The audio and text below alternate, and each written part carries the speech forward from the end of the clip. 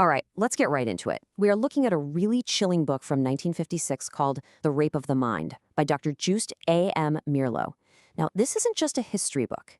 It's a manual, really, on the mechanics of mental coercion and how a free mind can be systematically broken down and completely rebuilt. And that brings us to the terrifying question at the absolute heart of all of this. We're not talking about getting a quick confession through physical pain. No, this is something way more sinister. How do you get someone to not just say the words, but to build an entire, detailed story and actually believe it's true? This quote, wow, it comes from a decorated American Marine, and it just perfectly captures the mystery, right? It separates the voice from the mind. It points to a kind of psychological violation so total that your own thoughts don't even belong to you anymore.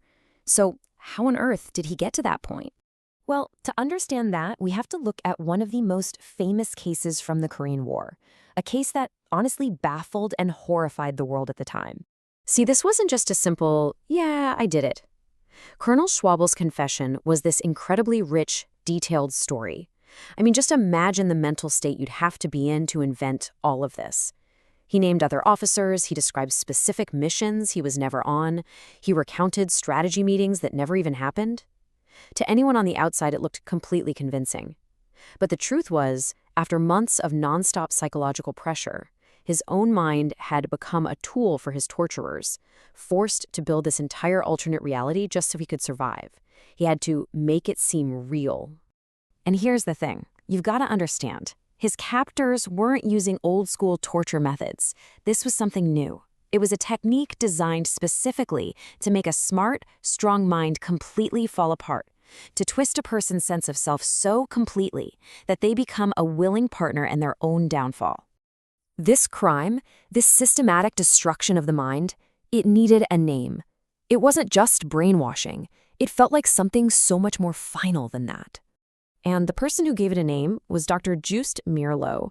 His understanding of this wasn't just theoretical. He was a psychiatrist in the Netherlands when the Nazis occupied it. He was interrogated himself, and he even escaped from a Nazi prison. He saw this new kind of horror up close, treating the victims and studying the perpetrators. And the name he came up with was menticide. It literally means mind killing. And it's so much more than just persuasion or propaganda. It's a deliberate, organized system for erasing a person's mind and replacing it with the thoughts of the state. Basically, turning a human being into a walking, talking puppet for their oppressor. This really lays out the difference, doesn't it? Old torture attacked the body to get a confession. Menticide, though, it attacks the spirit. It uses constant humiliation and exhaustion to cause a total mental breakdown. The goal isn't just to get a signature on a confession. The goal is to create a willing accomplice who will perform their guilt for the whole world to see. So how do they actually do it? Well, it's not random. Meerloo lays out this systematic three-phase process, a truly terrifying blueprint for how to destroy a person from the inside out. Okay. Phase 1. You break them.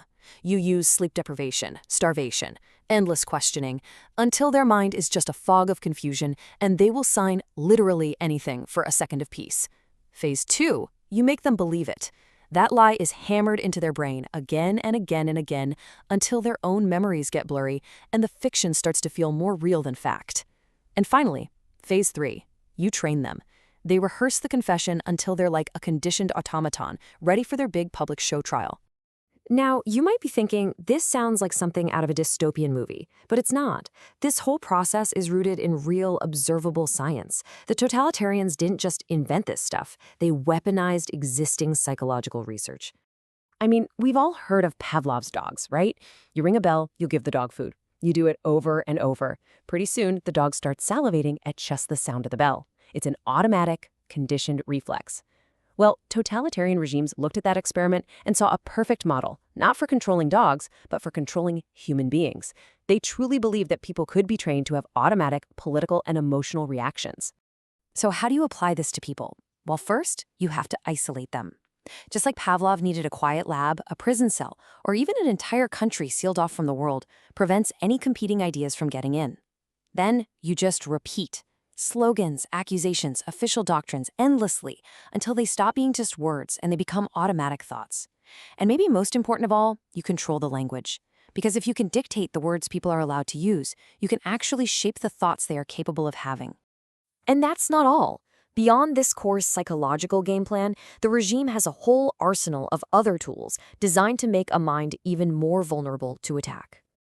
You've got drugs used to create confusion, blur the lines of reality, and make someone dependent. Then there's hypnosis, which can be used to lower a person's natural defenses and make them way more open to suggestion. And they even twisted tools like the lie detector.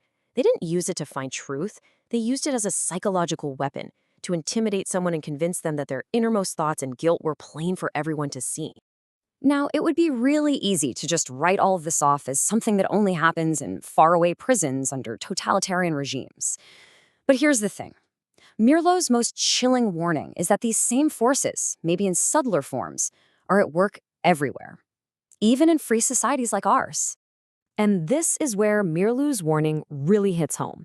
He talks about unobtrusive coercion. You know, the kind of mental pressure that doesn't use prison bars or bright lights, but just sort of creeps into our daily lives so quietly that we don't even notice its influence until it's maybe too late.